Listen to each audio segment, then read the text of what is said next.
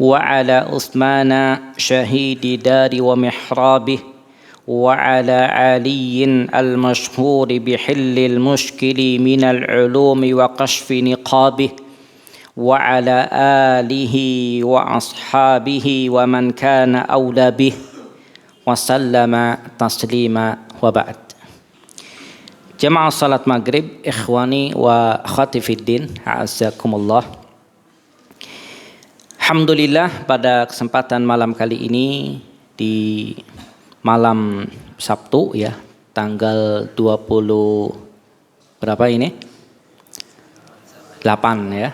28 Sya'ban tahun 1445 Hijriah. Yang artinya tinggal beberapa hari ke depan kita akan masuk di bulan Ramadan atau bulan puasa. Di antara perkara yang diharuskan bagi seorang mukmin adalah membekali diri dia dengan ilmu agama sebelum beramal. Ya, sebelum beramal.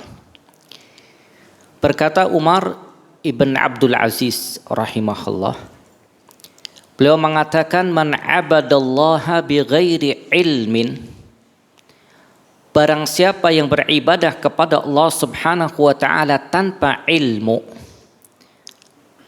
fakana aksar ma yufsid, ya, mimma yuslih. Kata beliau, maka yang akan membuat ya dia itu merusak dari amalnya itu lebih banyak ketimbang dia memperbaiki amalnya.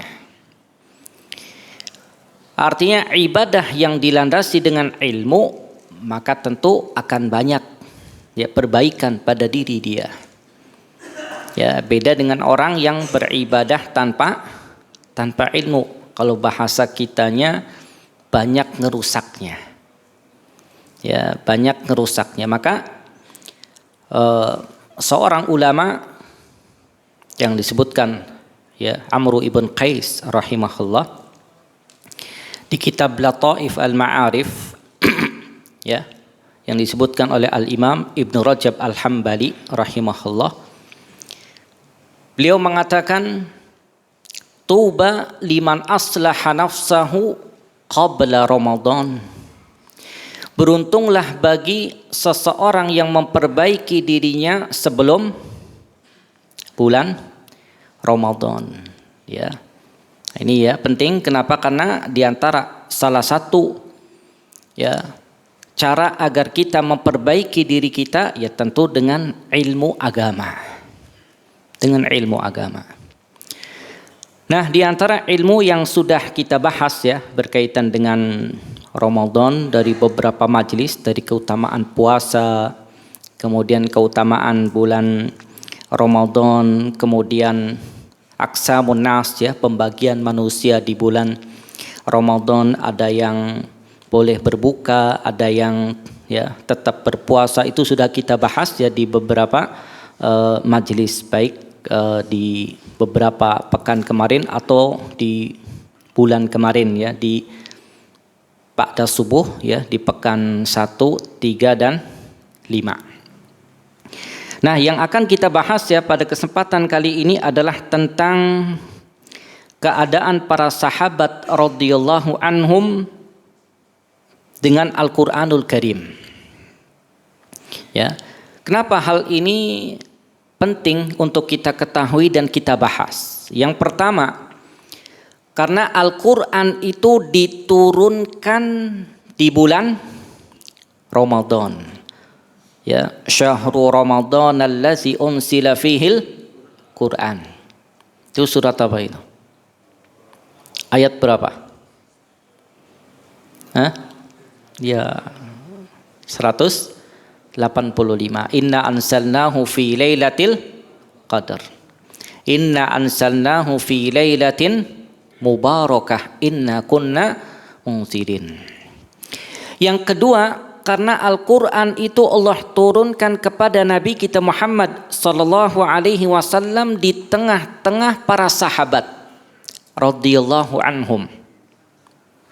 Di tengah-tengah mereka Allah turunkan, sehingga mereka ya begitu memuliakan Al-Quran, begitu memuliakan Al-Quran. Bahkan mereka menganggap amalan ya baca Al-Quran, mempelajari Al-Quran itu di antara amalan yang menjadi prioritas mereka. Bahkan Allah sebutkan tentang orang yang membaca Al-Quran ya, dan juga mengerjakan amal-amal yang lain, maka mereka hakikatnya adalah orang-orang yang mengharapkan perniagaan yang tidak akan pernah rugi. Di antara ayat yang dibawakan oleh Syekh Muhammad ibn Shalih Al-Utsaimin adalah surah Fatir ayat 29 sampai ayat yang ke-30. Kata Allah Ta'ala, innal ladzina yatluna kitaballah, sesungguhnya orang-orang yang membaca kitab Allah, Al-Quran.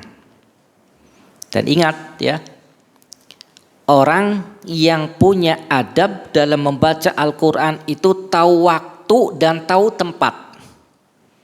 Kalau umpamanya ini lagi ada majelis ilmu gitu, kemudian ada yang ngaji, nah ini nggak tepat. Ya, ngaji ada tempatnya. Tatkala waktunya tepat, kemudian bacaan Qur'annya itu memungkinkan untuk didengar, ya. Itulah waktu yang pas dan termasuk adab yang nanti akan disebutkan oleh Syekh Muhammad ibn Shalih Al-Utsaimin rahimahullah tentang adab orang yang membaca Al-Quran. Sesungguhnya orang-orang yang membaca kitab Allah yaitu Al-Quranul Karim, wa aqamus shalah, dan orang-orang yang mendirikan salat, wa anfaqu mimma razaqnahum sirran wa alaniyatan, dan orang-orang yang menginfakkan dari apa yang kami rizkikan kepada mereka sirran wa alaniyatan, baik secara sembunyi-sembunyi atau terang-terangan. Berarti ini berapa amalan ini? Yatluna kitaballah, baca Al-Quran. Kemudian yang kedua apa tadi? Orang-orang yang mendirikan salat. Yang ketiga, orang yang infak sembunyi-sembunyi atau terang-terangan. Allah sebutkan. Jadi jangan kemudian kita menilai orang ya, kalau dia ternyata sedekahnya itu terang-terangan, jangan. Bisa jadi dia ingin memberikan contoh kepada orang lain agar ikut seperti apa yang dia lakukan. Ya, jangan kalau ada orang infak kemudian dengan terang-terangan, wah ini kayaknya apa? Ria. Tuh kan mulai pamer. Jangan. Ya. Kalau ternyata orang enggak infak dibilang apa? Waduh, bakhil. Jangan. Bisa jadi justru kita lebih bakhil. Maka Allah katakan in tubtum shadaqati fa ni'mahi. Jika kalian ya menampakkan sedekah fa ni'mahi, maka itu berupa kenikmatan. Enggak apa-apa. Tapi wa in tukhfuha wa tu'tuhal fuqara fa huwa khairul lakum. Tapi jika kalian sembunyikan dan kalian berikan kepada orang-orang yang fakir, fahuwa khairul lakum, itu lebih baik untuk kalian. Jadi kalau cerita mana yang baik, sedekah sembunyi atau terang-terangan? Jawabannya, sembunyi-sembunyi. Hingga kalau kita melihat ya dalam kitab Min Akhlaqis Salaf, ya, di mana mereka itu salah satunya tatkala bersedekah, berinfak, mereka menutupi wajah-wajah mereka dengan sarung-sarung mereka. Sampai yang kelihatan cuman mata. Dan mereka bawa sendiri beras dan gandum kemudian dibagi-bagikan. Itu ya, supaya apa? Supaya tidak ada yang tahu. Ketahuannya kapan? Tatkala sedekahnya berhenti dan orangnya meninggal. Tatkala dimandikan ternyata ada bekas apa? Ya? Bekas dia membawa karung untuk dia bagi-bagikan. Berarti si fulan. Mending alhamdulillah dia ya ketahuan setelah meninggal. Tapi kalau ketahuan tatkala masih hidup, rawan yang namanya apa? Pujian dari orang. Ya. Maka ketiga amalan ini ya, yaitu yatluna kitaballah, membaca kitab Allah Al-Quran, kemudian mendirikan salat dan infak dengan sir atau alaniyah, maka yang seperti ini kata Allah Ta'ala, yarjuna tijaratan lan tabur. Maka orang yang seperti ini, mereka mengharapkan perniagaan lan tabur yang tidak akan pernah merugi. Kalau kita berbicara tentang perniagaan jual beli, pasti ada untung dan rugi. Orang jualan, ada orang yang jualan untung terus, ada. Kadang ada mungkin jual modal, atau mungkin jual di bawah modal. Ya, kadang rugi terus ya, mungkin ada, diuji oleh Allah Ta'ala, kemudian untung. Tapi kalau amal soleh, maka tijaratan lan tabur, perniagaan dengan Allah yang tidak akan pernah rugi. Kenapa? Karena kata Allah Ta'ala, liyuwafiyahum ujurahum wa yazidahum min fadlih. Agar Allah menepati untuk mereka, menunaikan untuk mereka pahala-pahala mereka, wa yazidahum min fadlih, dan Allah tambahkan untuk mereka dari karunia Allah Ta'ala. Innahu ghafurun syakur. Ya. Jamaah salat maghrib, ikhwani wa akhwati fiddin, a'azzakumullah. Di antara inti ayat tadi yang pertama adalah yatluna kitabullah, yang artinya di sini adalah membaca kitabullah dan tilawatu kitabillah, dan membaca kitabillah Ta'ala ala naw'ain. Kata Syekh Ibnu Utsaimin rahimahullah, ada dua macam tilawah, baca kitab Allah, baca Al-Quran itu. Yang pertama adalah tilawatun hukmiyah. Yang pertama adalah tilawah bacaan secara hukmiyah, secara hukum. Apa sih maksudnya? Yaitu tasdiqu akhbarih, membenarkan berita-berita yang ada di dalam Al-Quran. Wa tanfizu ahkamih, dan melaksanakan hukum-hukumnya bi fi'li awamirih, dengan mengerjakan perintah-perintah yang ada di dalam Al-Quran. Wajtinabi nawahi, dan menjauhi larangan-larangan yang ada di dalam Al-Quran. Ini yang dimaksud dengan apa? Tilawah hukmiyah, membenarkan berita-berita yang ada di dalam Al-Quran. Kejadian nanti, ya, kejadian dahulu kita benarkan. Kenapa? Karena yang ada di dalam Al-Quran itu kalamullah dan pasti benar, gak boleh ragu.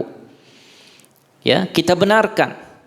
Ya, makanya kata Allah Ta'ala, al-haqqu min rabbika fala takunanna minal mumtarin. Kebenaran itu dari Rabbmu, dari Allah Ta'ala, maka jangan sekali-kali kamu menjadi orang-orang yang mumtarin, yang ragu. Kita benarkan. Kemudian kita laksanakan hukum-hukum yang ada di dalam Al-Quran berkenaan dengan mengerjakan perintah-perintah dan menjauhi larangan-larangan. Ini sebetulnya yang berat. Ya, yaitu mengamalkan apa yang ada di dalam Al-Quran. Naam, kadang orang rajin baca, cuman gimana dalam mengamalkan? Berat. Sehingga para sahabat radhiyallahu anhum, ya, diceritakan bahwa mereka itu mempelajari Al-Quran setiap 10 ayat. Setiap 10 ayat. Nggak nambah dari 10 ayat kecuali mereka mempelajari tentang maknanya, artinya, di mana diturunkan, ya asbab nuzulnya apa, kemudian mereka amalkan. baru mereka belajar ayat-ayat berikutnya. Kalau kita kadang belajarnya udah khatam berapa kali?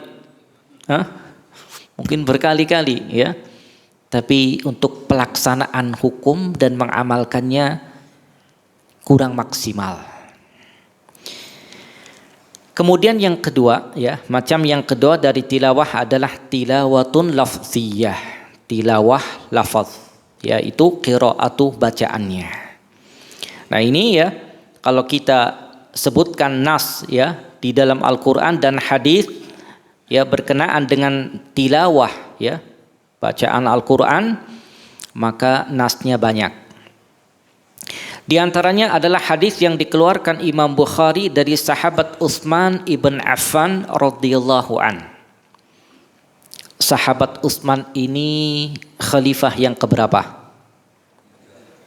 Yang ketiga. Sahabat Utsman ini siapanya Nabi? Menantu Nabi. Nikah dengan siapa? Anaknya Nabi, na'am ya, menantunya. Dengan siapa? Na'am, Ummu Kulsum, kemudian Ruqayyah. Yang lain Fatimah menikah dengan siapa? Ali radhiyallahu anhuma. Zainab menikah dengan siapa? Ini diam semua ya. Dengan siapa? Nah, Abul As ya. Abul As ya, menikah dengan itu. Jadi supaya kita tahu ya, oh ternyata ya itulah ya 4 putri Nabi Muhammad sallallahu alaihi wasallam, dan anak laki-lakinya 3 ya. Siapa aja namanya? Qasim, Ibrahim, satunya siapa? Abdullah. Ya, karena Muhammad ibn Abdullah dikasih namanya Abdullah 3. Dan 2 ya, Qasim dan Abdullah meninggal di mana? Ini sirah nggak apa-apa ya. Di mana? Di Mekah. Ya, Ibrahim meninggal di Madinah. Ya. Dan sahabat Utsman ibn Affan radhiyallahu an ini sahabat yang luar biasa cintanya terhadap Al-Quran.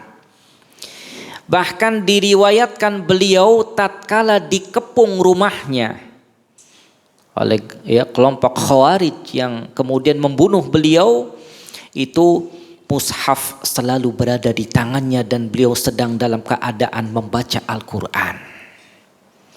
Ya, itu sahabat siapa? Utsman radhiyallahu an. Ya. Maka ini yang meriwayatkan pun ya dari jalur sahabat Utsman radhiyallahu an. Kata beliau, anna nabiyya sallallahu alaihi wasallam qala, bahwa Nabi sallallahu alaihi wasallam bersabda, khairukum man ta'allamal qur'ana wa 'allamah. Sebaik-baik kalian adalah orang yang belajar Al-Quran dan yang mengajarkannya. Jadi ini dari jalur siapa? Utsman radhiyallahu an. Sebaik-baik kalian adalah orang yang belajar Al-Quran dan yang mengajarkannya. Lihat yang pertama, yang belajar.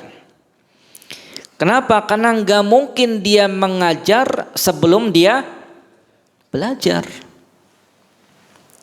Dan dua-duanya mendapatkan kemuliaan karena menjadi khairukum, sebaik-baik kalian. Ya, maka kalau ingin jadi umat terbaik, jadilah ya 1 dari 2. Ya, yang pertama jadi orang yang belajar Al-Qur'an, atau yang kedua yang mengajarkan Al-Qur'an. Pilih yang mana? Ya. Kemudian dalam riwayat yang lain, Nabi kita Muhammad sallallahu alaihi wasallam bersabda, al-mahiru bil Qur'an, orang yang pandai, mahir dengan Al-Qur'an, dengan bacaan Al-Qur'an, ma'as safaratil kiramil bararah. Dia akan bersama malaikat-malaikat yang mulia dan yang banyak melakukan kebaikan. Ya. Kemudian orang yang baca Al-Quran dan dia terbata-bata dalam membaca Al-Quran dan kesulitan baginya tatkala membaca, lahu ajran. Dia dapat 2 pahala. Pahala apa? Yang pertama, pahala membaca Al-Qur'annya. Yang kedua, pahala kesulitan dari yang dia baca. Ya, jadi luar biasa, ya. Orang yang mungkin belajar kemudian dia baca susah tetap dapat pahala. Ya, jadi jangan kemudian, Ustadz, ya, saya kayaknya susah, kesulitan, nggak apa-apa, tetap dapat apa? Dapat pahala. Maka bagi yang masih Allah berikan kesempatan umur, jangan lewatkan untuk terus baca dan belajar Al-Quran. Kenapa? Kalau tidak ada ya target untuk belajar menambah hafalan, maka ya kedudukan kita di surga nanti ya tetap segitu-gitu aja. Naam, masuk surga, tapi tingkatan surga tergantung sampai mana akhir ayat yang dia baca, yang dia hafalkan dan yang dia amalkan. Maka punya target setiap hari baca, kemudian ya kalau ada waktu panggil ya ustadz yang mengajarkan dia, kalau ada peluang tahsin ikut ngaji, dan itu bukan aib. Bahkan banyak ya para ulama dulu yang mulai belajar Al-Quran itu di umurnya yang ke-50 tahun. Belajar, jangan baca sendiri, disetorkan. Kenapa? Kalau baca sendiri ya akhirnya benar-benar sendiri, salah sendiri. Ya benar-benar sendiri, salah jadi benar gitu ya menurut dia. Disetorkan gak apa-apa. Siapa nih yang kita anggap oh dia bagus gitu, kita setorkan. Ya, dan itu mesti ya setiap hari atau setiap minggu sehingga ada tambahan. Cuman kadang di benak kita itu pokoknya tambahan itu jadi ya berkualitas kalau berkenaan dengan materi. Tapi dengan ini kadang kita ya banyak yang lemah. Kemudian dalam riwayat yang lain ya Nabi kita Muhammad sallallahu alaihi wasallam memberikan perumpamaan bagi orang mukmin yang membaca Al-Qur'an dan yang tidak membaca Al-Qur'an. Kata Nabi sallallahu alaihi wasallam, "Masalul mu'min allazi yaqra'ul Qur'an, masalul utrujjah, rihuha thayyib wa ta'muha thayyib." Orang mukmin yang baca Al-Qur'an ya itu seperti buah utrujjah. Apa itu buah utrujjah? Buah utrujjah itu baunya enak dan rasanya enak. Baunya enak, wangi, rasanya juga enak. Wa masalul mu'min allazi la yaqra'ul Qur'an kamasalit tamrah la rihalaha wa ta'muha hulwun.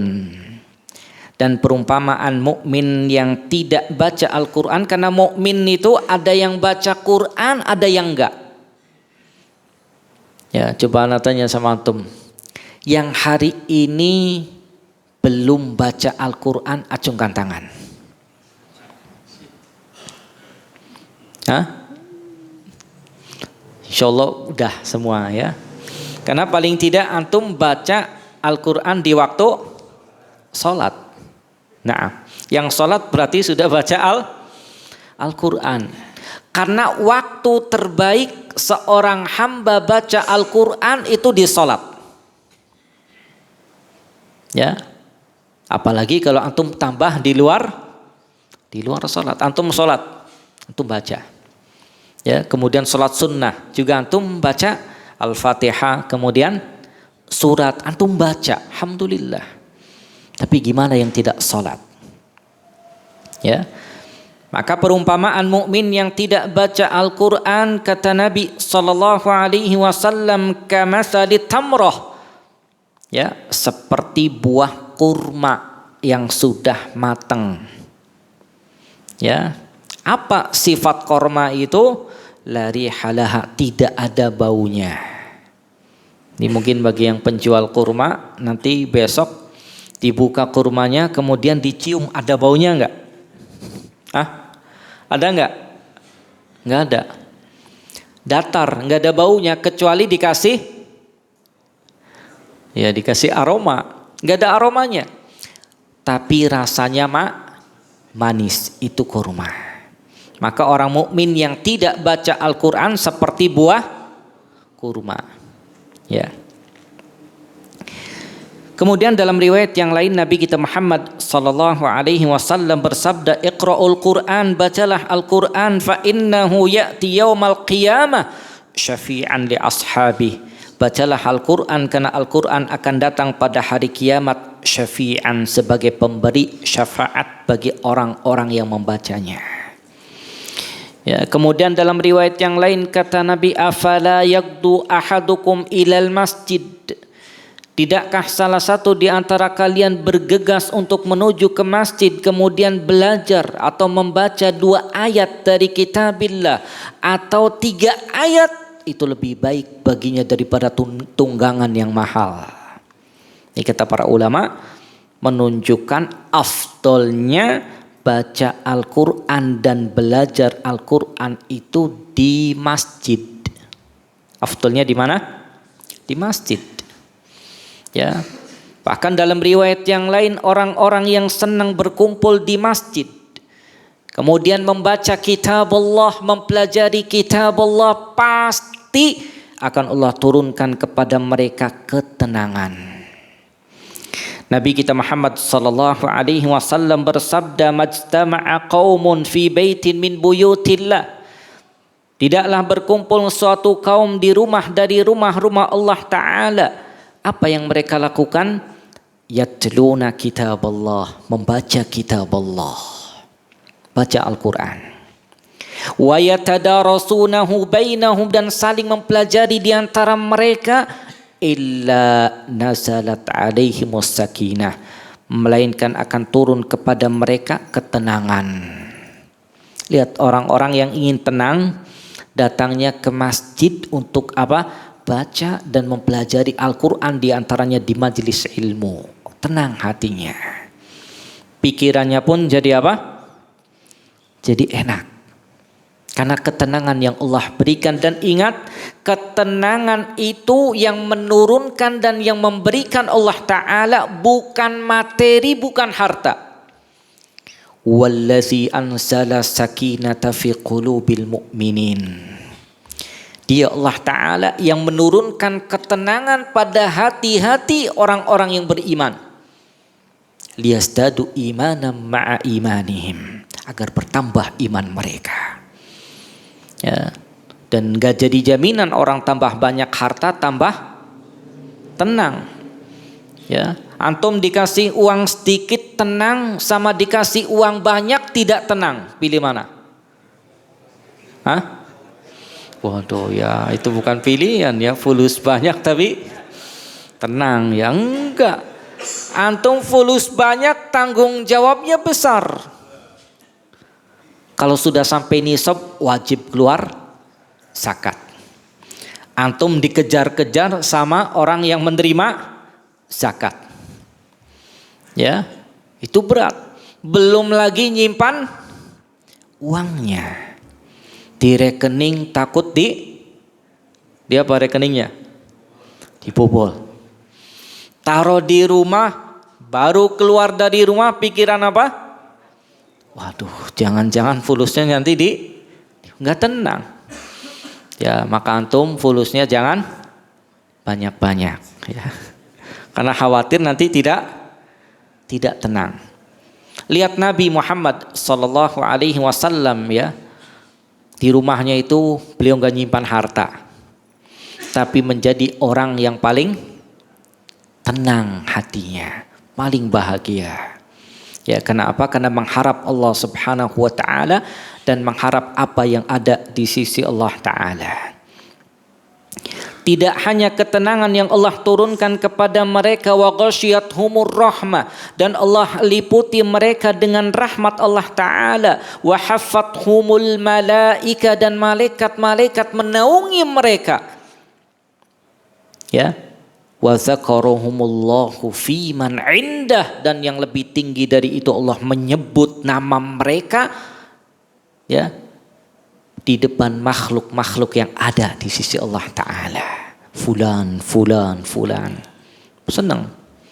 Nama kita disebut oleh pejabat aja sudah apa? Udah senang.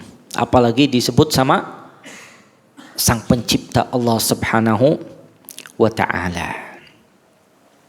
Kemudian orang yang baca Al-Quran itu akan banyak panen pahala. Terlebih kalau dia membacanya di bulan Ramadan nanti. Dan satu huruf yang dia baca itu dapat satu kebaikan dan dilipat gandakan jadi 10.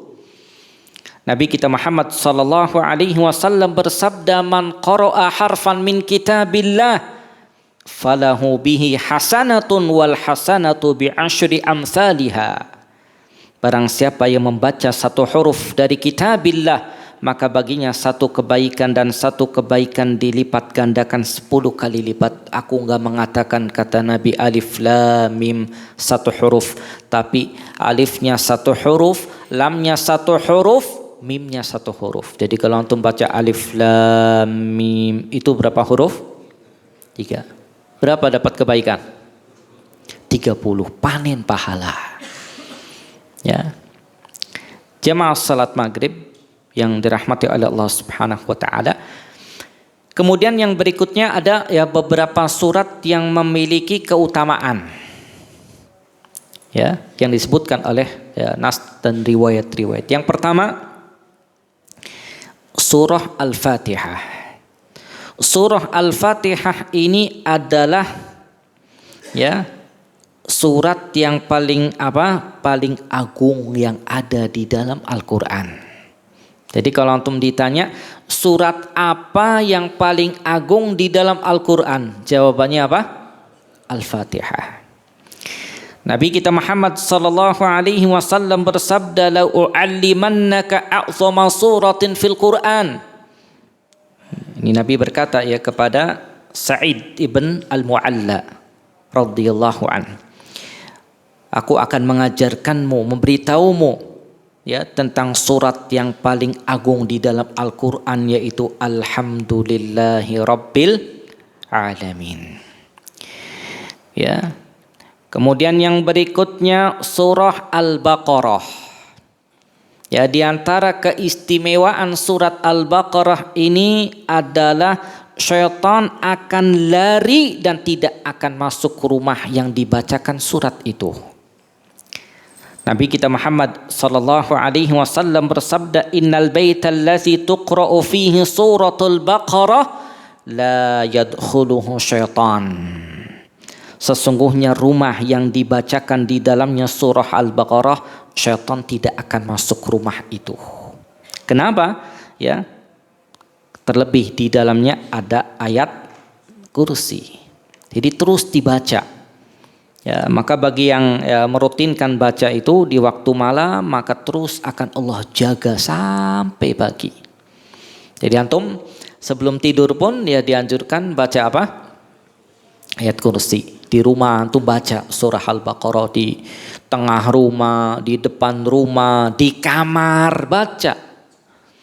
Ya, supaya rumah itu yang masuk adalah rahmat-rahmat Allah Subhanahu wa Ta'ala, bukan yang masuknya hal-hal yang aneh.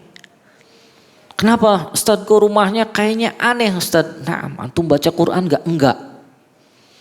Mungkin karena enggak mau baca Quran, jadi ya cuman apa?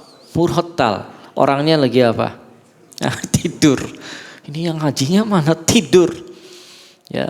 Maka ini ya surah Al-Baqarah rutin dibaca. Ya, rutin dibaca. Kemudian yang berikutnya juga surah Al-Ikhlas, Al-Falaq, An-Nas, itu juga ada keutamaan ya. Kemudian kita lihat bagaimana keadaan para salaf ya radhiyallahu anhum berkenaan dengan perkara Quran. Mereka ya radhiyallahu anhum para salaf yukthiruna min tilawatil Quran. Mereka memperbanyak baca Al-Quran di bulan Ramadan baik tatkala di dalam salatnya atau di luar salat.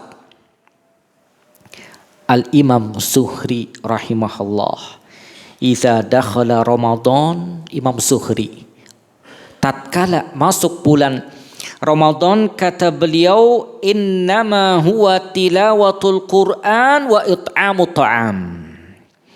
Bulan ini adalah hanya bulan baca Al-Quran dan memberi makan.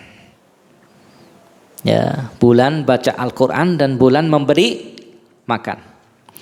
Kemudian Imam Malik rahimahullah, idza dakhala Ramadan, apabila masuk bulan Ramadan, maka taraka qiraatal hadis. Beliau meninggalkan bacaan hadis, wa majalisal ilm, dan majlis-majlis ilmu beliau tinggalkan, wa aqbala ala qiraatil Quran minal mushaf, dan beliau menghadapkan dirinya untuk baca Quran dari mushaf yang itu, bukan dari HP. Kenapa? Kalau dari HP antum baru baca 2 ayat, baru bismillah langsung apa? Ada telepon, ya.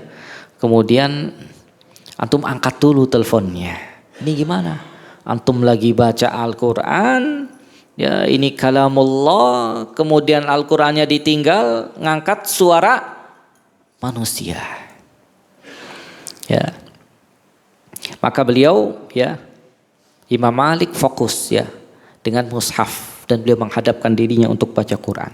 Wa kana Qatadah, dan Imam Qatadah rahimahullah, yakhtimul Quran fi kulli sab'i layalin daima. Beliau, ya, mengkhatamkan Al-Quran di setiap kali 7 malam, terus 7 malam selesai, ya, 7 malam selesai. Dan di bulan Ramadan beliau mengkhatamkan fi kulli salasin, pada setiap 3 malam.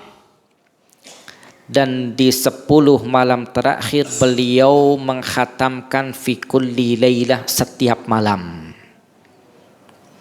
Ibrahim An-Nakhai rahimahullah, yakhtimul Quran, beliau mengkhatamkan Al-Quran di bulan Ramadan fi kulli salasi layalin, pada setiap 3 malam.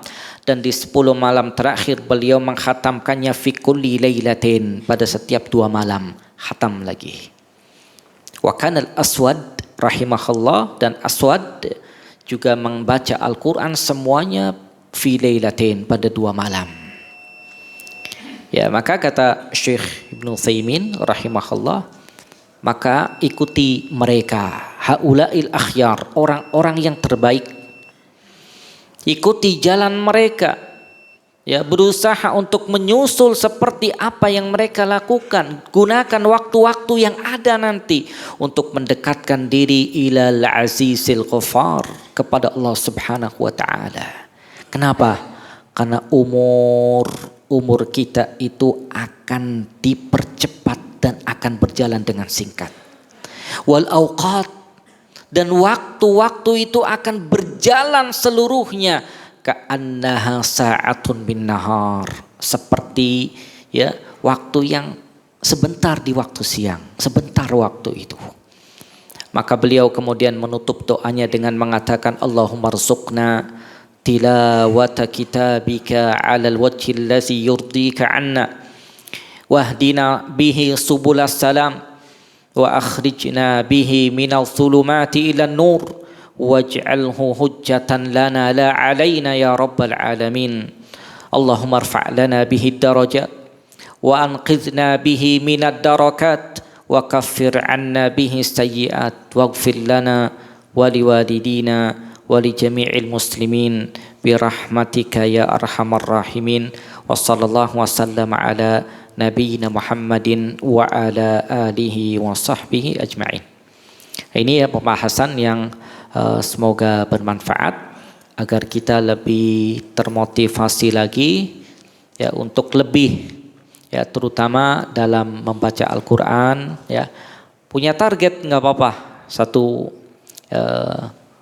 kali paling minimal khatam, atau 2 kali, ya, atau mungkin 3 kali, dicoba nggak apa-apa. Karena, ya, semakin kita bersemangat dalam hal ini, maka menunjukkan bahwa ada keinginan kita untuk lebih baik dari tahun-tahun sebelumnya.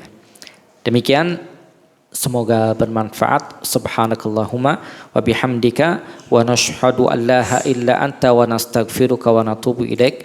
Wassalamu alaikum warahmatullahi wabarakatuh.